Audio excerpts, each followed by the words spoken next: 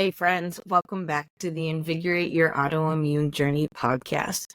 June happens to be Men's Health Month, which is news to me, but makes for good timing in us to talk about how autoimmune diseases impact men. Kind of challenges do they navigate? What stigmas do they face? And then we'll also dive into some community member questions at the end. Chris, hey, how you doing? Thank you for being here.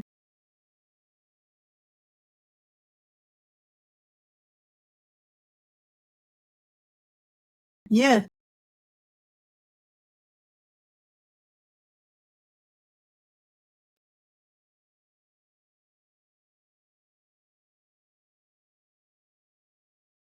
Side of it, like we may take care of, like making sure we're like staying active, but not necessarily checking in with our doctors and getting a good sense of what our health, the things that we can't see.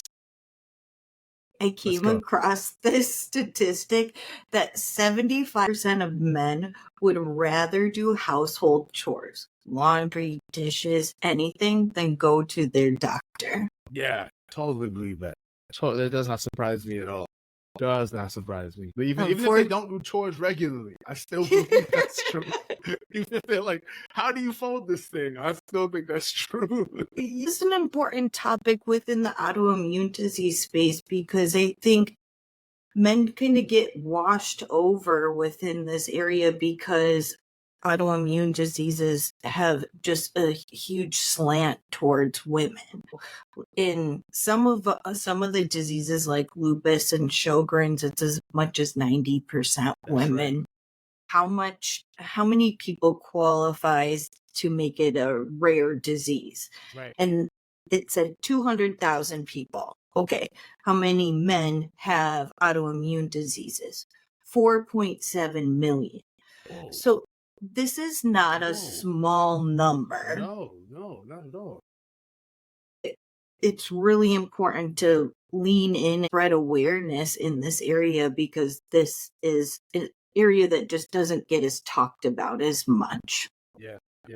Even as you're saying this, Karin, I'm remembering when I was first diagnosed with lupus, I had at least a couple of men, not men who were friends or even like acquaintances, so like connected to someone, like they knew someone or who knew me, or maybe we had talked in passing.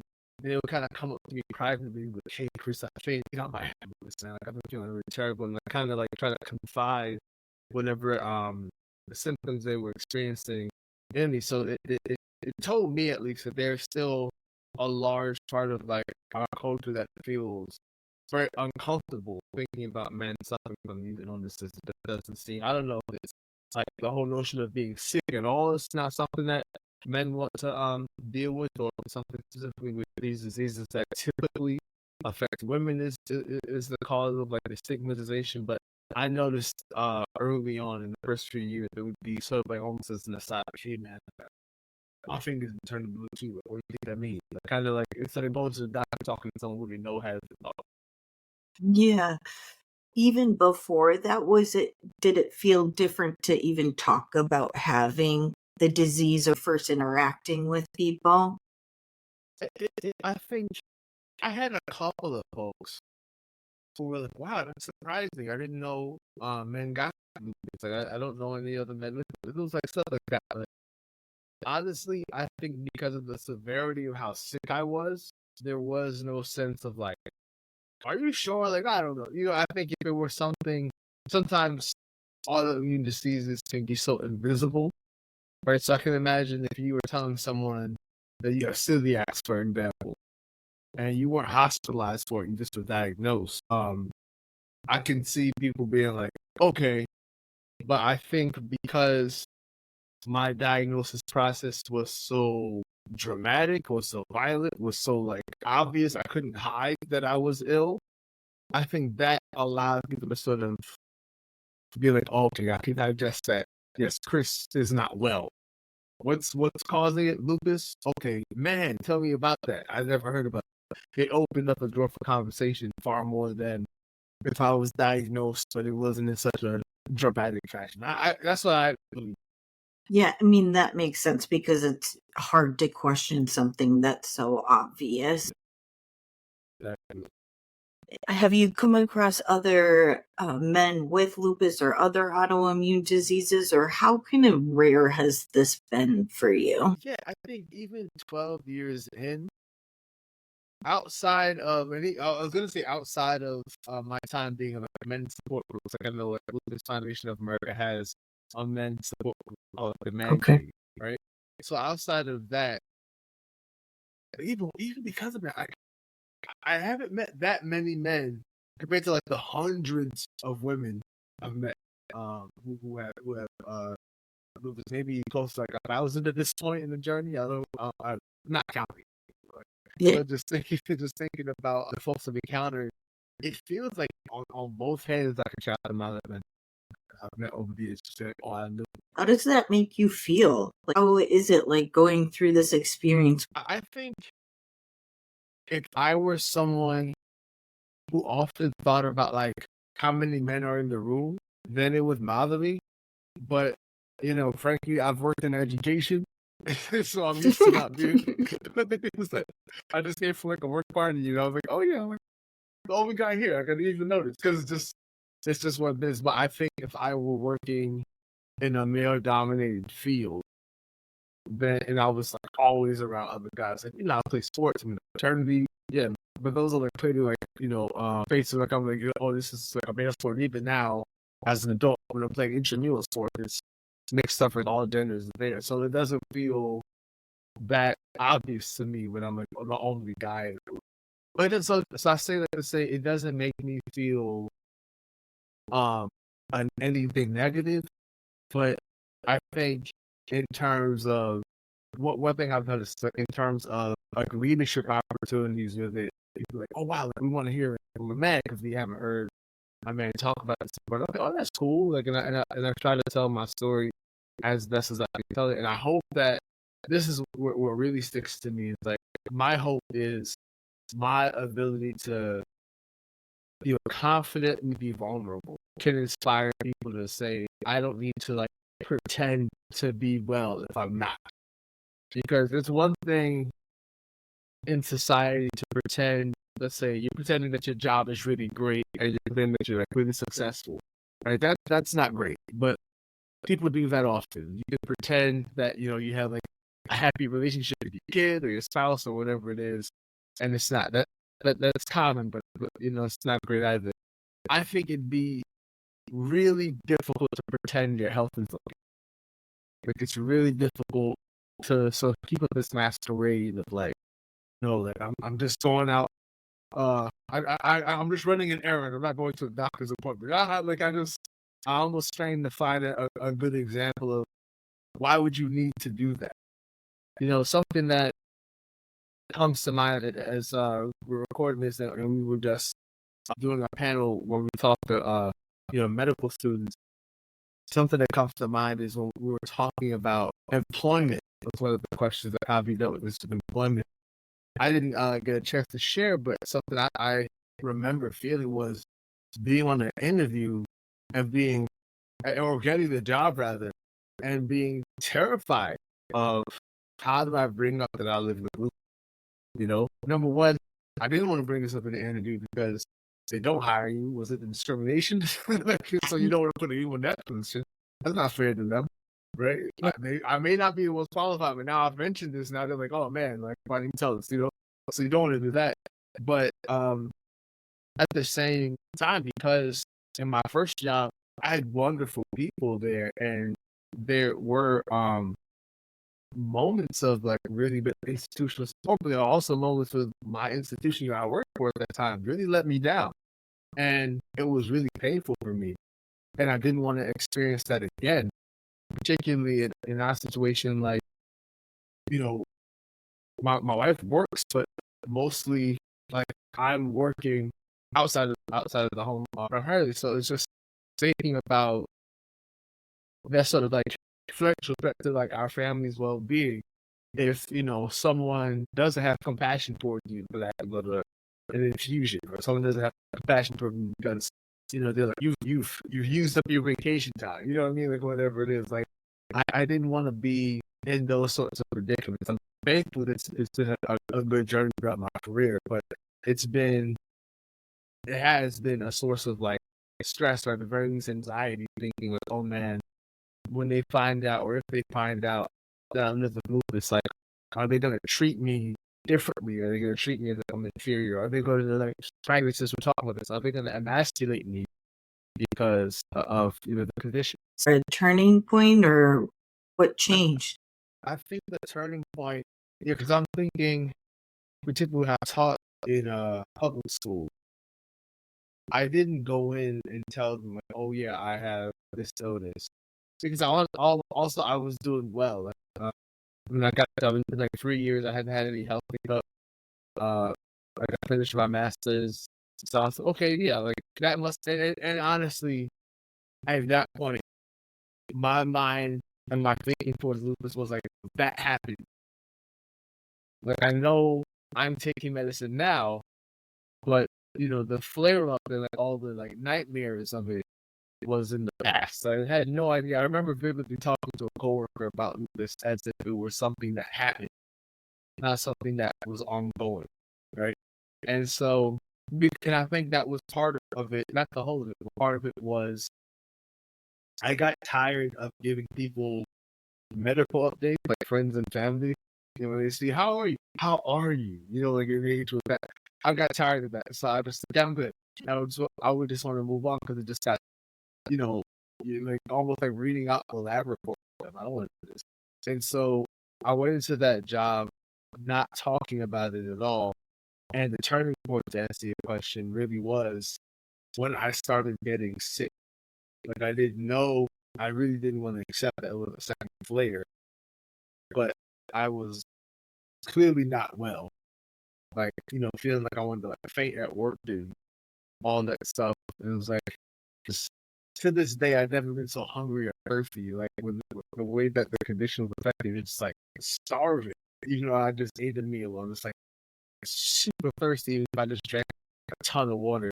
And it was obvious I was doing okay, and it was happening over and over again. When people who, at this point, you've worked with them for years and they care about you, like, well, I have lupus, and I'm wondering if lupus is like rearing its ugly head. So it came up that way, and I ended up once the flare happened, being like tremendously supported by the principal there, the assistant principal, my union leader, everybody at the school was really, really great. So I don't feel like justified to watch Titan there. Like I felt like that was a loving community, like really wonderful people. Well, I miss a lot, but like I really appreciate it. Would you say you're more open about it now? It doesn't come up as often as I thought it would. Like I'll tell you the time it really comes up is I've decided to stop. I stopped eating meat in 2019, so coming up on 5 years. December will be 5 years. And the times when I'm at like let's say like a lunch or some sort of meal together, and people are like enjoying bacon or something. They're like, "Oh, Chris, I'm like, no, I'm vegan, or I'm plant based." However, I feel like saying it. And people be like, "Well, why?" This is a question I'm asked a lot. I'm like, "For health." They're like, "Are you okay?" I'm like, "Well, yeah." And then I was a lot. Yeah, I decided, or they'll ask you like, what made you become vegan? And I say, well, yeah, like after lupus flare, I started looking into ways I could reduce the inflammation in my body, and I saw that like meat increases inflammation in your body. So I said, let me stop doing that, and that was that. So those are the times it comes up, but not other than that. It doesn't really. It's not something I'm talking about all the time, unless it's like lupus awareness month or like getting to the season that you walk and lupus on us. I feel you. I was similar in that you feel like you're constantly giving medical updates. Let's get into some of these community member questions, because I think some of these experiences we've touched on, you can elaborate a little bit more and help them out. We've already kind of gone through this, but anything to add on to, do you find it hard to explain your condition to others, and how do you handle it? I think now, 12 years in the game, I am much better at dealing with this point, which is a tough point. that not everyone cares. I think that's a hard part because in the beginning, it really feels like, oh my gosh, are you okay? What happened? Like so many of the people around you, whether you're in the hospital or whatever your community is, my experience was there was a lot of concern. It was like an outpouring of concern. And one of my I like to laugh at absurd things. So one of my favorite, like, this is ridiculous moments was I was talking to a group of high school students because their biology teacher asked me to come in and talk to them. And they were doing a unit on autoimmune disease, and I was sharing my experience, clearly a life-threatening experience, right? Like, the elephant in the room, like, almost died, right? Like, that's a real thing. And it was on Zoom, and, sometimes with Zoom, they use this device called an owl. So, like, any sound in the room, it just goes to that person. And so it goes to this one kid who's just knocked out cold. His mom just, like, talking about, like, the most difficult challenge in my entire life, and he just, like, nap time. It's just like, you have to sort of deal with the fact that this thing that's very, very important to you, that has impacted you and your loved ones, and you're going to live it for the rest of your life. There are some people who that just will not move them. They're not going to be like, man, tell me more. I can't wait to read the book. No, they just don't care. But how do you deal with that within yourself when you're sharing this information? Whether you're asked to share information with people or like you're trying to tell someone, like, hey, this is what's going on, and they don't care. You have to sort of preserve your own dignity, your own sense of self. And then this, so that very much like, indifferent or apathetic reaction, how are you going to deal with that? So that's something that has, I think, in terms of like, something that has made explaining my condition difficult, but in general, you almost have like honed in your story where you're not, giving the like unabridged version. You can just say it. Yeah.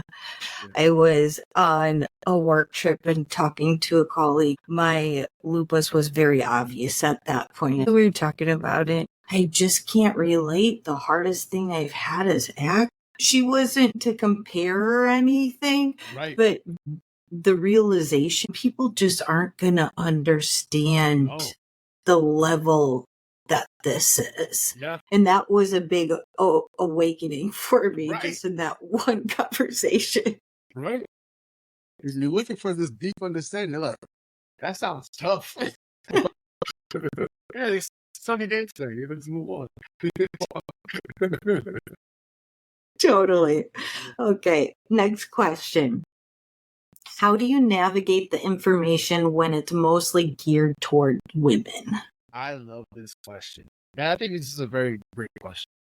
I think it's really important for us to number one, examine and be honest about your social location, right? And I think it's important for me as a man to understand how to thrive in a space where my identity as a man is not centered. Because I think that the way that power is set up in our society, people who, whether it's, because you're a man or it's because you're white or because you're Christian or whatever, you're right-handed, whatever the location is, it's very easy for you to just sort of see that as normal and default, as like, this is what the manual says, because this is like what, most people are. But no, it's really important to have those spaces where you're not centered. And I think that being a man in the lupus community, it has allowed me to learn a lot about what goes on with women in general. But I think it also is an opportunity for me to really understand, like, okay, wow, this is something that is devastating to me. That's been like terrible, but it can affect people in a way that I can never experience.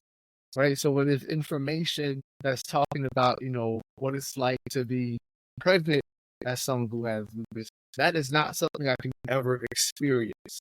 So it's important for me to understand, while I'm listening to this information, how can I provide the space by not taking up space and being like, well, are we going to talk about what it's like being a father? No. Right now it happens as though I am going through something. I still need to refresh the wells of my empathy, because there's a temptation that I've experienced particularly after my second flare up, is you start to think like no one has suffered more than you. You start to feel like ain't nobody been through as much hell as I've caught. And that's not true. As bad as it has been for me, there are people who have gone through things with lupus that I would be, astounded by. So I think it's really important to have this experience where I'm not even the majority, but or like the most like powerful voice in the room, and I'm able to just like listen and refresh my world. That's incredible. I can't believe just like you're so thoughtful in how you think about that. Just taking a step back and just it's bigger than this. We keep bringing this up on this show, but it's like that's what it is. Anytime it starts to feel really hard and you're not getting what you need, it's an opportunity to take a step back and look at the bigger picture.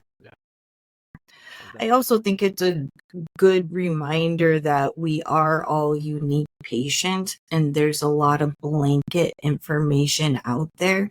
So take it with a grain of salt and use your filter with your personal experiences, because none of it's a one size fits all, especially with these conditions. Okay, next question. What were your biggest fears or concerns when you were first diagnosed? First diagnosed. I feel like in that moment, I felt relief just because I knew what it was. It was a lot scarier. So I've been in the hospital for the whole month of February, and I found out my diagnosis on the 27th. And prior to being in the hospital, I'd had pneumonia twice in 3 months.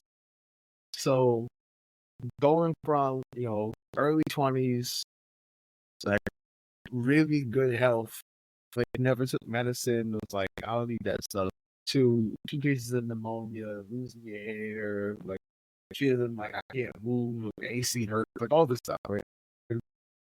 So, and you get tested for everything, right? They're just like, they're bringing out like all the blood work on you.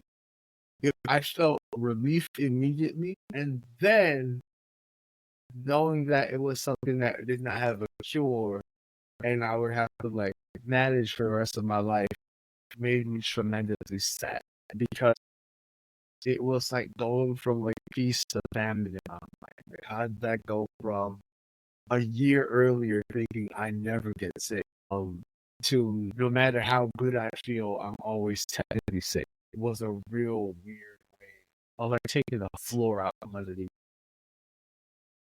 But that's what I thought. The chronic, unlimiting, or never ending aspect to it, I think, was probably one of the most daunting things about it. Right. Right. Like, really? Forever? Like, really? Are you sure? Because what other cold or condition have we had up until that point? Like you say, I have the flu. You don't say I have the flu forever. You don't say like, you know what I mean? I have a broken arm. I have a broken arm forever. Whatever it is. And this thing just like you said, being chronic, it's overwhelming. Yeah. I've had a lot of surgeries, and it's like I always knew there was an end in sight and there was light on the other side. This leads us into the next question. How do you stay hopeful and motivated despite ongoing hurdles? I think, and this is to me, once again, I really believe that autoimmune diseases and disorders give a lot of opportunity to practice like good life traits. And so something I think about, and as you know, Karin, sports fan over here, one of the sports I played that I really love and still enjoy as a fan now is baseball. And it doesn't make sense. It's not a good strategy to just trying to get home runs. Like you're not gonna win. The whole thing you're trying to do is hit a home run. Right? But if it happens, that's nice. but you can win without it. And I think if your only definition of like life is good if I don't have lupus, or life is good if I don't have some chronic illness, I think you're setting yourself up for a lot of disappointment. Right. So to me, it's about understanding and really breaking down to the very last compound. What do I need? What are the ingredients for a quality life? Right. And it's not one size fits all. For some people, that may mean like I go to the beach, once a week, or they say like I need to be able to do this activity, I need to see these people, I need to be able to eat this kind of food wherever they live, this area. You need to think about what has made you enjoy your life so far, or what are the things you want to enjoy going forward. Because I think hope requires some sort of orientation towards the future, right? Because it's very easy for us to only look at our lives in the past. I used to dance. I used to play this sport. I used to be able to, drive across the country by myself. Whatever the thing is that you used to be able to do that you're now, at the very least, inhibited by, your ability to fully do. But you have to think about it in terms of what are the things you're looking forward to. And maybe those goals, scratch that. Absolutely, your goals should evolve, right? So at one point, my goal was to be in the NBA when I was like 9 years old. At some point, I figured out that was going to happen. And my goals change. I'm not going to look back and say, I wish if only I'd done this. No, you have to continue to evolve. And part of that is being honest with yourself about where you are and your ability to do so. So you may say, your goal once was to do a triathlon or Ironman competition, right? But now you're like, I want to be able to walk on the treadmill for 5 minutes without having to press stop. And maybe that becomes your new goal. Maybe that's like a forever goal. Or maybe you can say, oh, we'll push to 10 minutes. Maybe I can run a lap. Maybe I can run a mile. Maybe I can walk a mile. Whatever it is, like find ways that you can enjoy success incrementally. You can enjoy success that's within reach. Because I think when we only view things that are like otherworldly, outstanding as success, that means you drape yourself in this sense of perpetual failure that robs you of your hope. And that's not good for you. Anytime we're comparing now to where we were in the past, it's a different life. And it should be a different life. No one wants to be working towards what they were working towards 10, 20 years ago, because we evolve and we change. That's a good thing. So, last question. What have you found to be the most helpful in managing your symptoms? And I would just even want to also ask, what has been probably the thing that you've done where you've seen like the biggest changes in how you feel? Realizing that naps are okay. Realizing that, whatever that work is, that pile of work, you can go to sleep and start again tomorrow. Because I spent so much of my early life working myself down, wearing myself out.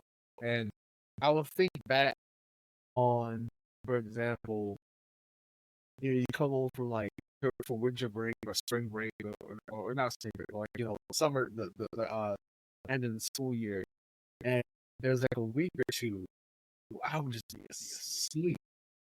I'd come home from college and just be like in a cocoon, knocked out. And I thought at the time, well, yeah, this is what we do at our age. Like you're 19, you're 20, like you just sleep during the day and go out at night. But I also now think about the ways that I just was wearing myself out, pulling all-nighters regularly. Just eating junk, going to like Waffle House like 3 a.m. just all kinds of stuff.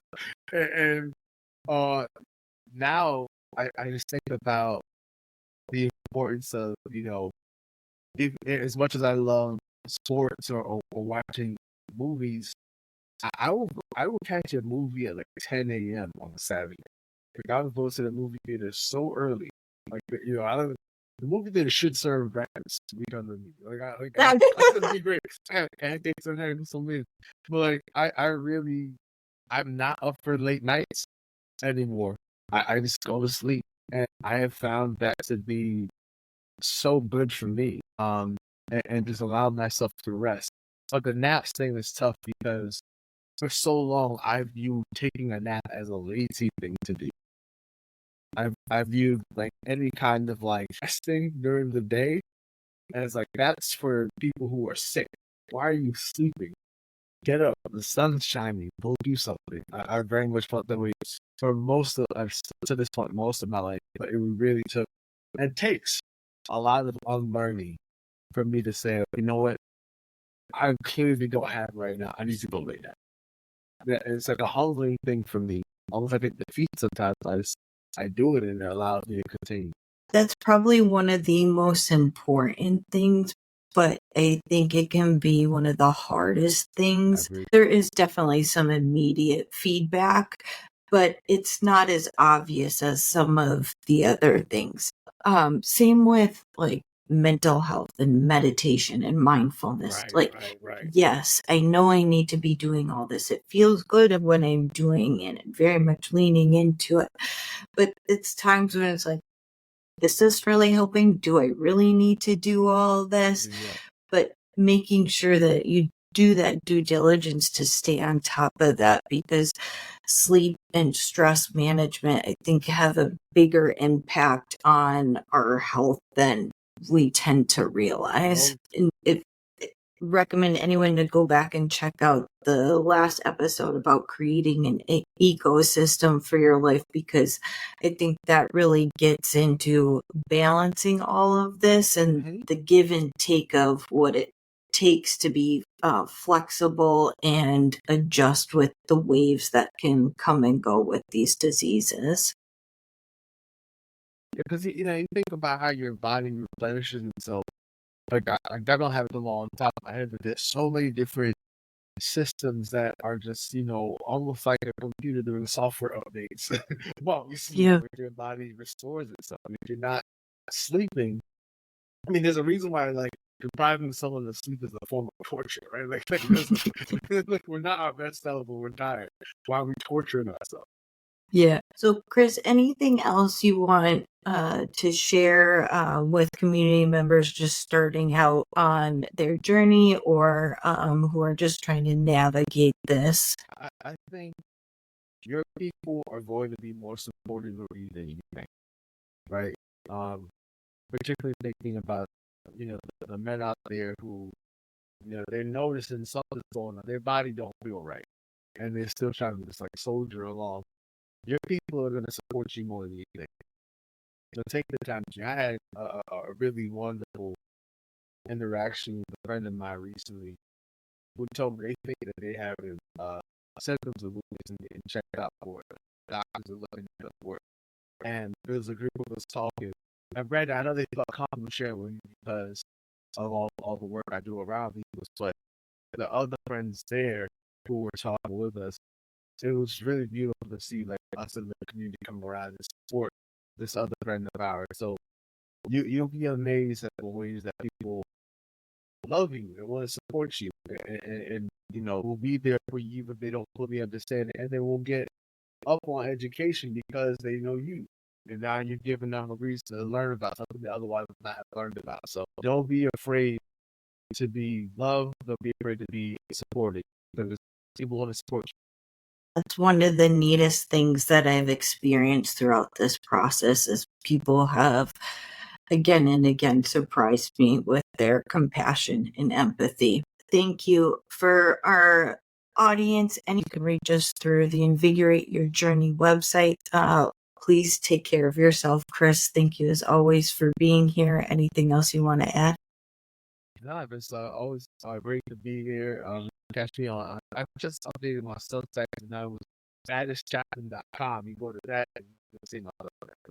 Go ahead and check out baddeschapman.com. Good luck to me. Awesome. Thanks. Take care.